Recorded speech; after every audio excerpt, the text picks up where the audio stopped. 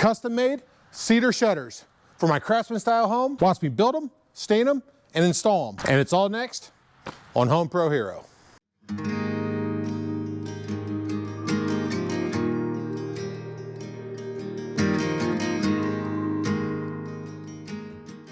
So over 5 years ago, I built my house. My plans originally called for shutters on 4 different windows on my front elevation. I'm finally getting around to it. Better late than never, right? These shutters are for aesthetics only. They'll look functional, but they won't be functional. I'm just trying to increase the curb appeal of my property, one DIY project at a time. And at the end of the video, I'll tell you exactly how much this project cost and how long it took me.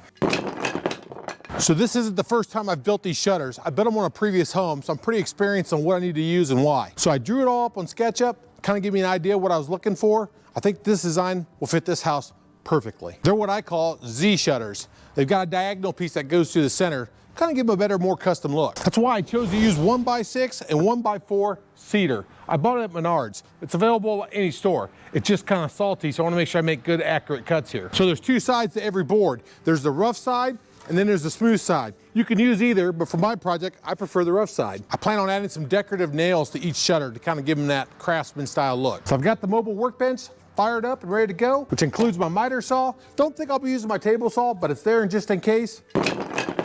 Okay, all the windows will be done the same way. Basically, we just have to get the dimensions of the window itself. Measure from the top to the bottom. So my bigger, taller windows are 60 inches tall, and my 2 smaller windows up high are 35.5. I'm not really that concerned about the width. So the only window might look a little goofy is this one right here. It's a double window. I think my shutter width's about 18 on each side. The window's almost 5 foot. So if you technically would shut the shutters, they would be short and not cover all the way across. So the shutters will end up being about the appropriate size for the window, other than the double. Not a big deal. Hey, check out this DT30 from Huepar. If you're lazy and you can't read a tape measure, works like a champ. Bingo.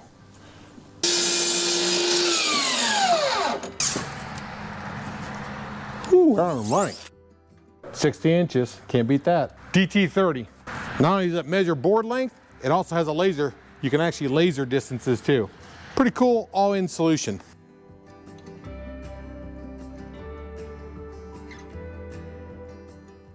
Now I got to cut for the 2 small windows, and luckily there's 3 feet here, and I'm at 35.5 inches technically. Not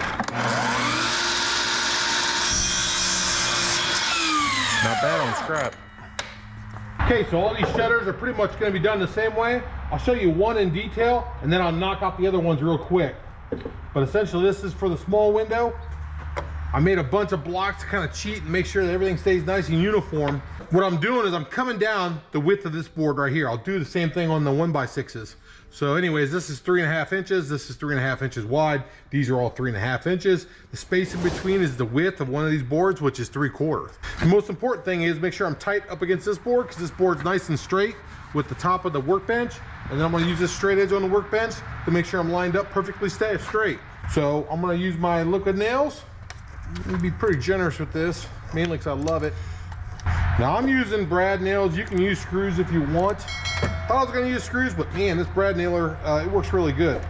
So we're going to tack it on one side, right there, just making sure this is nice and flush.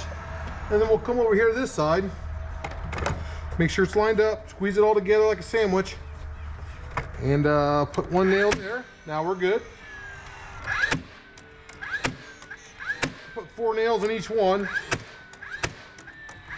And then we'll go to the back, pull everything out, and we'll just reverse the other side. Be careful here, it's gonna be kind of fragile. Put the other spacer in, we're good there. Boom, boom, boom. This stuff's magic. You probably see me use this on a lot of different projects. I'm sorry, but it's just good stuff, why not? Especially on something like this where I'm just tacking with nails. Say the first nail, just make sure you're nice and flush right here on the end. Squeeze it together. Tell you one thing, there's nothing better than the smell of cedar. Boom, now we're pretty firm. We'll be real firm when that liquid nails actually sets up. I'll come back here. I'll just hit it with diagonals. So I'm making these Z shutters. So that means I'm gonna run a diagonal piece from here to here. You would think it'd be hard to do, but actually it's not too bad at all. I want this board to be on the outside of here. Get that out of the way. Right there, and the outside of here, right? So we're on the outside, and we're on the outside. We can mark on the outside of the board. We'll just make the connection after I lift it up. Boom. Now flip it over. Get a straight edge. And at this point, it's just a matter of connecting the dots. So I'm gonna set the angle, getting the zip code here. You can eyeball it with the blade. This spot right there, I'm reading about 20, I would say 21 maybe.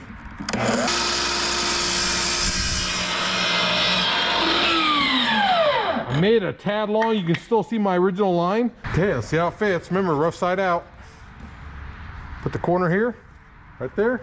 Fit in. Oh, yes, sir. That's pretty good. What I like to do too is I'll kind of put a little bit of the marks on here so I know where to glue it at. Put it in. Try not to move around too much here. Which way do you like it? Z's going that way or Z's going this way? I don't know. Might be a game time decision, right? Okay, the exact same process with the bigger 1x4 shutters. We're on to the big boys here. Everything stays the same other than we're 5.5 down from the top and from the bottom. I really like working with the Cedar. It's expensive. At the end, I'll tell you what the cost is. Great gun, by the way. Not had a problem. Almost 2 years old now, and this thing works like a champ. I can't live without it, to be honest with you. The days of compressors for me are over. It's good quality stuff. It cuts great, smells great, looks great. I mean, you know why they charge so much for it. It's pretty fun building these, actually. It's kind of cool seeing them come to life. Should have done this a long time ago. Like I said, it's been a good 5 years. Sherwin-Williams Superdeck, exterior deck stain, semi-solid. I'll put the formula in the description below if you're interested, but I've used this brown in several different spots in my house. I really like it. No secret recipe to this. I bought the cheapest paintbrush I could find at Menards. I think it was $7, 3-inch. I just try to put it on kind of somewhat thick, let it soak in. I'm not a big fan of painting, but I'm not a fan of paying for it either. So this is deck stain, so it doesn't really necessarily require polyurethane. This cedar's a pretty good resistant wood here in Indiana, so I'm not concerned about the weather getting to it. So what do you think? Look pretty good? Can you tell that the nail holes are there? Not at all. The stain covers those. But man, look at that color. It's spot on. That cedar is beautiful. It still smells great, even though it's been stained. But man, I love that golden hue through that darker brown. That's just such a classic Craftsman-style look. Boy, that looks incredible. So I've made this little cheat sheet. Nothing crazy. It's 1 3/4, 6 1/8, 10 1/2. Start on one end.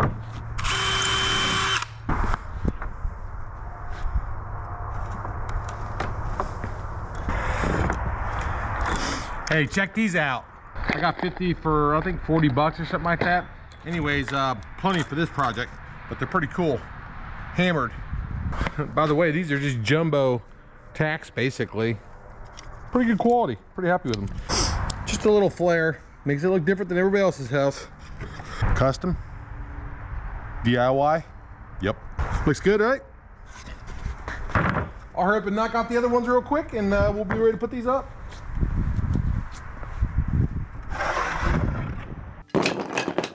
We're going up first. Let's knock that out. Wish me luck. I might need it. Oh, I hate this. Okay, they're gonna need to go about right there. Good God, went right through there. Probably should have pre-drilled these on the ground, but we're gonna try and do it while we're up here. How hard can it be, right?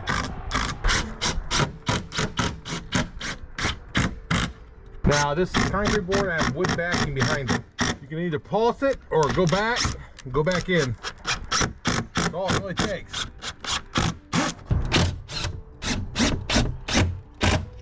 Yes, sir. Man, it probably doesn't look scary on video, but man, it's me and the squirrels up here. I know that sounds bright.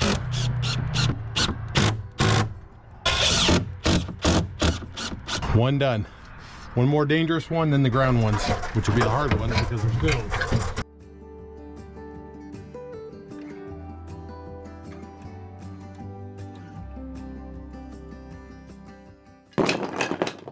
Okay, let's go ahead and put these small shutters onto the stone. Seems pretty intimidating. Kind of feels intimidating, but if I remember right, it's not as hard as what I think it might be. You honestly don't want to drill into the stone. It's just harder material. It's really hard on this big drill bit, even though it's a monster. This is much easier and much more forgiving. You can see all kinds of gaps and different sizes and stuff. So I'm gonna put the bottom of the shutter to the bottom of the seal. I'm not gonna worry about the top. So when I line it up like this, then all I'm doing is looking for mortar, like right there, gap, to actually pre-drill. I'm gonna go ahead and make it level with the brick, at least the bottom of it, and then I'll put a level on to make sure it's somewhat straight. Then what I'll do is I'm gonna come down and pre-drill. I'm gonna turn it to hammer here. That will help get through the mortar. It's actually fairly easy. You don't wanna burn your bit up. Those things are kind of expensive. There's my drill hole. Hopefully we hit the mortar. Let's just try it. We're gonna go through the exact same hole.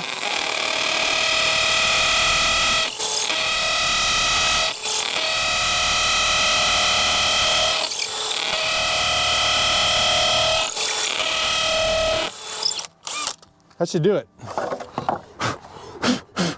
Always go deeper than you need to. That way the dust inside will get pushed back to the hole. I like the color contrast. Boom. That's sucked right up. Okay, let me get the level real quick. But all we're gonna do is get this thing in the ballpark, make it look good.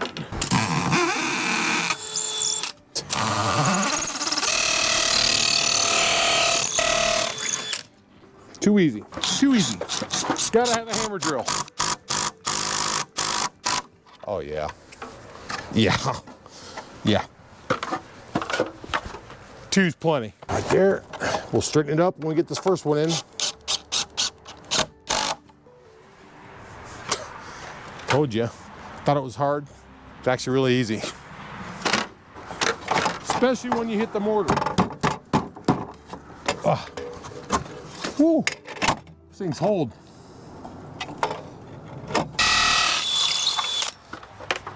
Like I said, you want to go deeper than you need to, because if you don't, that screw won't go away to the end. It won't drill in.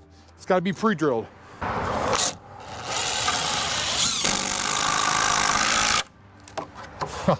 I could do a chin-up off these things if I wanted to.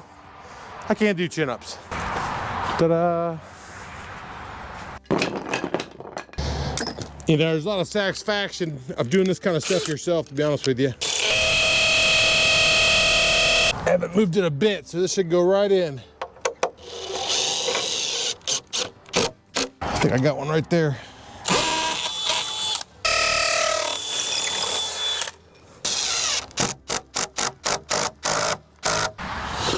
Hey, and thanks, by the way.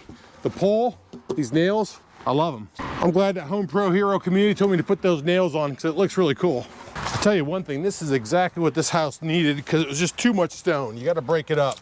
When you can move one color of the house to another part of the house and kind of spread out that color throughout the house, it looks a lot better. But let's camouflage these a little bit. Blue. Come on, Tapcon. Hey, just like that, another project knocked out, right? What do you think? You helped me pick it, right? You told me to build those. I built them. This is what it cost. It's a little salty, about $400 to $500. Overall, it took me about 5 hours total. That's from start to finish. I love the look. My wife likes it too. I hope you liked the video. If you did, give me a thumbs up. Make sure you subscribe. I got a lot of good content coming next year, and I'll see you next time. Take care.